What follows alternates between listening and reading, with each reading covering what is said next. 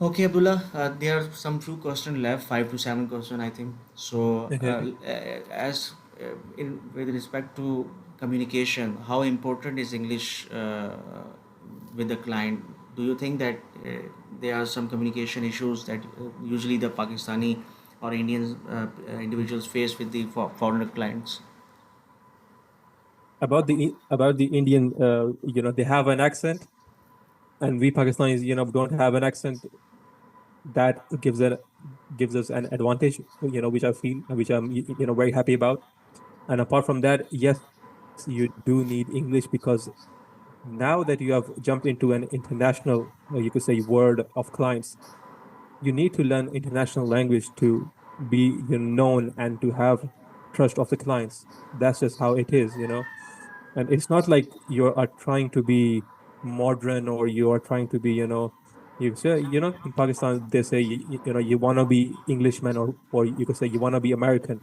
I mean, you have to know English because this is the word that we live in. English is the international language, and you have to know the language in order to, have your business online, or to be known seriously, or to So, take seriously. So uh, in order for them to see me as a professional business owner, I need to be someone with fluent English and to have a proper accent and proper understanding of the words and communicate properly. So you think this communication is one of the fundamental part that Exactly. builds the trust between the clients uh, and I believe a communication is the fundamental part of any human being in any area of any field. I mean, even if you are in your college or school or university, communication is the first thing that, apart from the looks, communication is the first thing that people will see and judge, and that's how you should take your life. If you don't have communication, which means you are failing your life. So, have communication, have groom yourself. You could say you properly. Then any any business owner will know you as a professional, and then will want to work with you. and you also have your own team. So you have faced and you have experienced lot of such cases in which your fellows or your team fellows or your subordinates, they are lacking in communication and they face the trust issues while communicating with the client. Is that so? Yeah, so I talk to my clients privately. There are no teams involved apart from my partner. Sometimes he comes in. He's from the technical, aspect. So I mean, I'm mostly handling the client acquisition and the sales, thing. So I'm the front man here. So No, there's no. no one With coming in from. respect to your experience, as you have seen a lot of your friends who are doing this business and in IT domain, they are facing problem in communication, and because of that communication factor, their English, they are not closing their deals. That is the major reason behind not developing the trust with the client. That's what I was asking you. Yes and no, because I've seen many people with poor, you could say, English speaking skills, and they are still, getting the projects because the portfolio that they have is excellent portfolio. The Okay. work that they are doing is excellent, and people want their work. They don't want just someone who speaks good. Okay, I mean, I speak good, but if I'm not, giving you giving you the best possible thing in the market, which means that I'm not a best, you could say, the person to hire for. So So I mean, I'm seeing many people with, bad English and having many projects, to work with. I think that communication doesn't have the significant role, but your portfolio has that role. So, in terms of portfolio, what is the thing that the client from the US or from the Europe side they see in your portfolio? What you have to show to in order to build a trust and close a deal? I mean, basically, I just show my past works, and I also give them my client details so that they can, if they want, they can contact the client and ask them about me. That also gives them the confidence that, okay, this guy is legit and he wants to work with me. Okay, you just provide them your past experiences. So, in terms of communication, there's another question I want to ask you, Abdullah. Does casual or personal talk, like informal communication with the client, does it helps to build a trust with the client, or it is something unproper? Because a lot of people thinks that talking too much formal with the client is something not going to build a long-term relationship. So you have to be in sometime informal regarding their personal interests if they are happy to share it with you. Yeah, okay. So about that, I'll say, as I said it past, that that communication is an important part of any human being in the society. And one factor or major feature of having this best communication is that you understand your people. Okay, if there is a youngster over there, I'm going to talk them in such a way that youngsters understand. If there's some old guy, I'm not going to talk informal you with them if they don't you could say give me a signal. So I have to judge people and then take it from there. Okay, so this guy, I'm not going to talk you're funny with him because he's a very, you could say, you serious guy. Okay, so this guy is a funny guy and he likes to work out and he likes to go to the gym. Okay, let's talk about the gym. Okay, just take it from there. It's not just your business clients, it's your life, because in life you see many people and you have to talk with them respectively to their you could say personality. You have to take it and you have to talk and you have to understand them according to their own personality and their own mindset, or you could say thinking. You can't just go out there and have a general mindset and then talk to every one of them you one type. So you have to understand that. Okay. Uh, you have already told me about NDAs and contracts. That are the major thing that you use to develop. So, is it helpful in order to build a trust with the clients? Yeah, I mean, when coming from Pakistan, you say to them that, okay, I'm going to sign an NDA. They have, you could say, a light switch in their mind that, okay, this guy is legit and he's a professional, which basically, adds my, numbers in their heads that, okay, this is a good guy and he's, doing everything professionally and properly. Okay. In terms of government rules, if I talk, as you have already mentioned about the banking system, what what things that you think should be provided to the individuals in Pakistan who are working in IT sector, so that it may not affect those IT companies?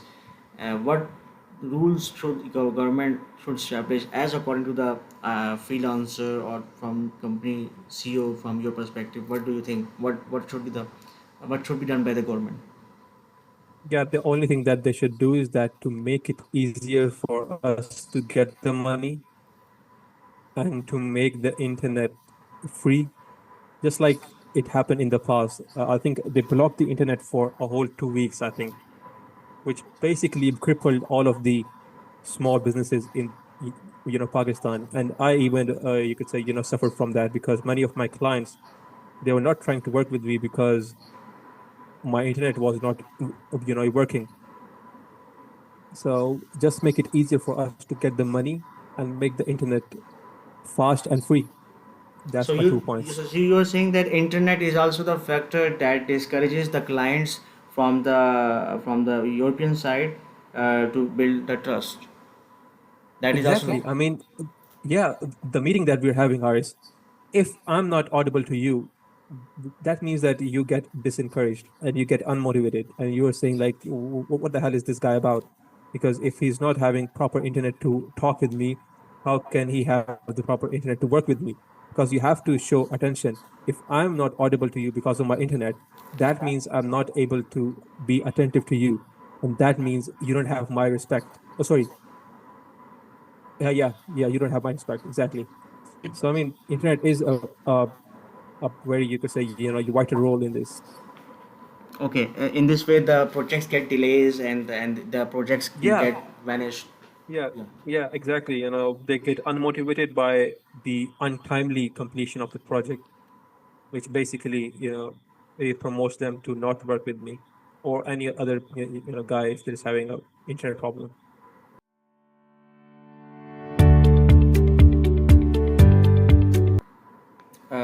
Welcome back, Abdullah, and I am really it's a great regard for me from your side that you are giving your valuable time, as you Yeah. also have lot of work to do.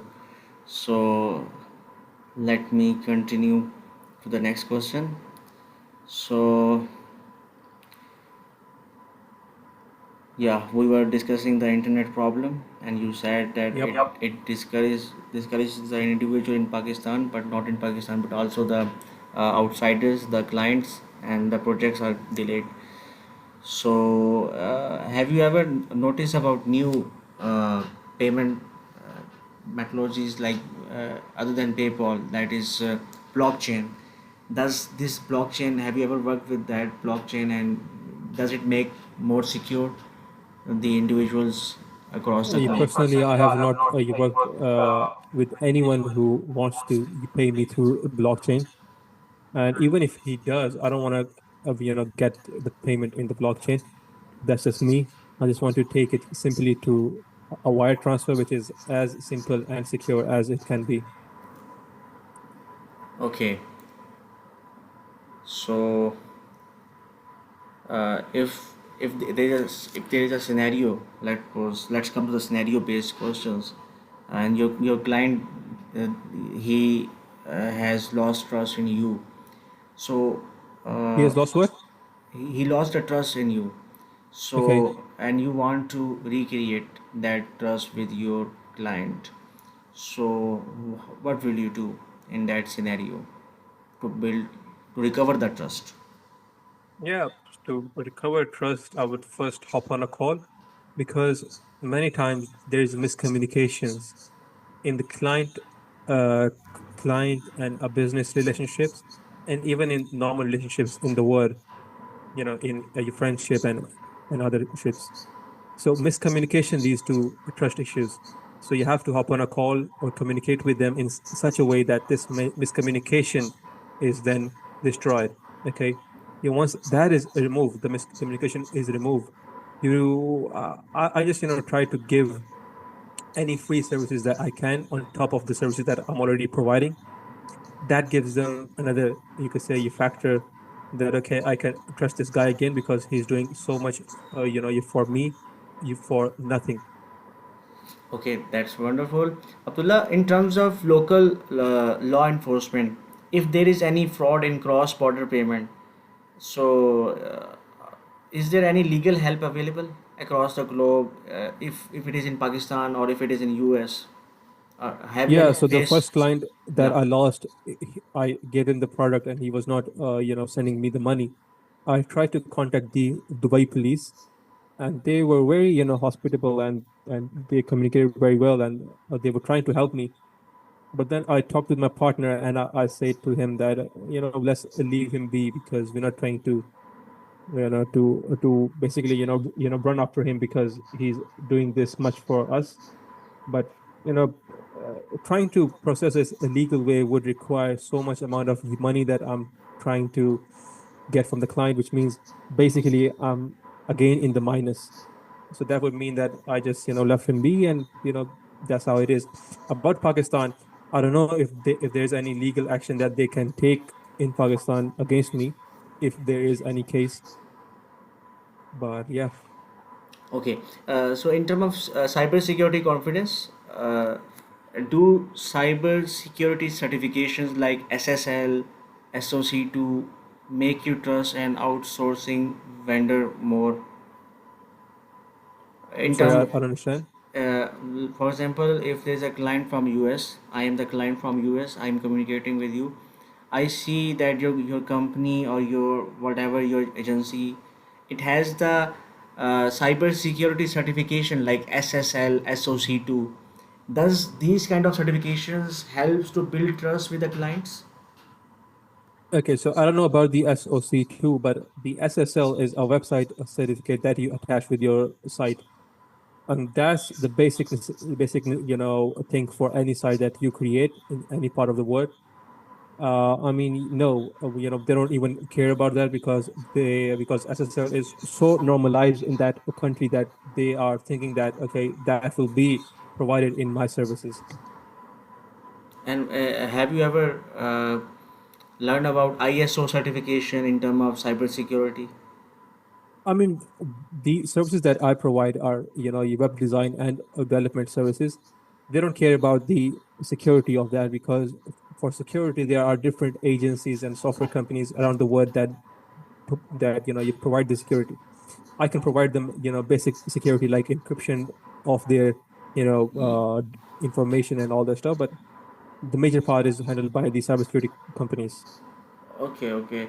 Uh, in terms of AI, as you know that AI is very booming in this era. So there are many people who are generating AI testimonials, and the deep fake technology. So how do you judge if you are observing from a client perspective and you are a US client, so how the US client is going to judge a person who has this AI, because AI looks very real, so how is going to judge the vendor? I mean, I'm yet to see anyone use fake, testimonials AI on there. They do use fake text testimonials, which I mean, it's hard to judge because you don't even know, who that person is, who's trying to say, yeah, you could say good things about my company. But as being a client, I would then like to see the work that the business owner or the company has done, and then the contact details of that person so that I can communicate to him easily and ask him about me. Okay. Uh, Last two questions. In your opinion, just need your reflection and recommendations. In your opinion, does trust come first or the payment? My opinion, trust comes first because in the end, I'm just a human being and I'm not motivated by the payment. I'm more motivated by the links that I create in this, the business that I do, and in this, you could say, word, because once you have links, you can then use them to create more money for yourselves. And what one thing would you like to improve in your company in terms of trust, payment, communication, regulation? So to improve the trust or the security or the payment, what is the one thing Yeah, that the one thing I would improve in my company is to get someone who I can trust blindly, someone who can work with me, because a lot of these, people in the market in Pakistan, they try to raise this notion that there's so many bachelors, they have done their degrees and they don't have the jobs. The amount of time that I have find those people that don't have a job, they don't even know how to do the work, okay, and they're lazy and they have no expertise whatsoever. So I just need to find someone who I can trust and is capable of trusting and doing the work. and Just what you building my team would be the main focus for me. so you have get so you get plenty of time to focus on your business goal. That's a great strategy. So what advice would you give to others people who are doing the same outsourcing work across the countries, or especially for related to the Pakistan sector in IT? I don't know if I have anything specific for the Pakistani IT sector, but generally I would say that to not trust their friends because these are your friends and they would not you could say you border in between the friendship and the business, and which will basically destroy your friendship with them. And to, I don't know, just trying to find someone who can deliver just to build their team on trust and capability because it's very hard to find that in Pakistan. Abdullah, I was just watching my documents. I just extracted one or two more questions, if you don't mind. Yeah, yeah, yeah, yeah. Go on, go on. if there's a lot of people in Pakistan or from India or Bangladesh, they what they try to do, they show their GitHub portfolio and their recorded testimonials. Does those kind of reviews or those kind of testimonials have effect in building trust with the client or Yeah, not? I mean, the recorded videos would be very much like to have more trust in the clients. But the problem is that the world is moving so fast.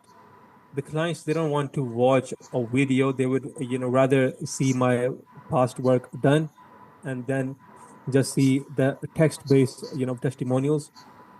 But yeah, I mean, if you have the video-based testimonials, yep, it would be much more effective than having a text-based testimonial.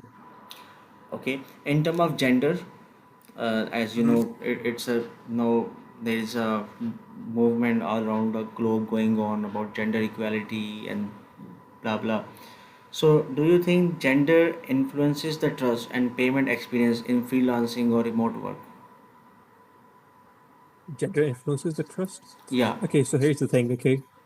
Men tend to be more inclined towards the female, okay? That's just psychology, that's simple human beings. That's why you have the female in the sales sector and the advertisement sector, because men tend to buy from soft-spoken females, okay? That's just how it is. And if there's a female talking to you in your sales department trying to get you on board, it's more likely, and there are many, studies done, it's more likely that you will buy that product, Okay. which means more yield for the company. So if you are utilizing the woman in the IT sector, so it's mean it's a profit maximizing for you. Yeah, but I mean, God has created us in a perfect shape and form, okay? And both men and women play a vital role in the society, and both have different roles and responsibilities as given by the God. Okay. Now, the women are more soft spoken, and that's how it is. The men are more harsh in environment. Okay. Now that soft spoken leads to much more clients through the sales. When you hop on a call with a sales, woman, you are more likely to talk with them for longer and trying to understand the product.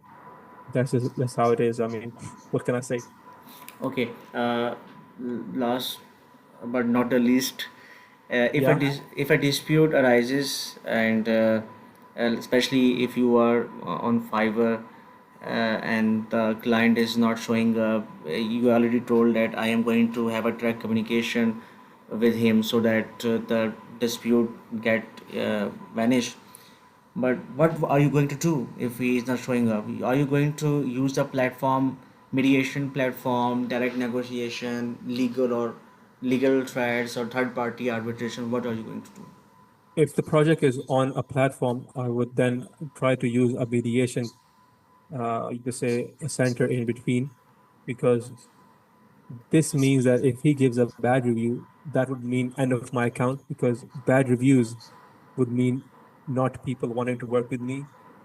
If it's outside, then I would try to communicate with them as smoothly as I can, trying to remove any kind of miscommunication that happened in between us, and trying to give them free services, and trying to, as I told you, that trying to bend my knee and not be, trying to be upper, uh, on them, and trying to bend my knee and trying to end this as smoothly as I can.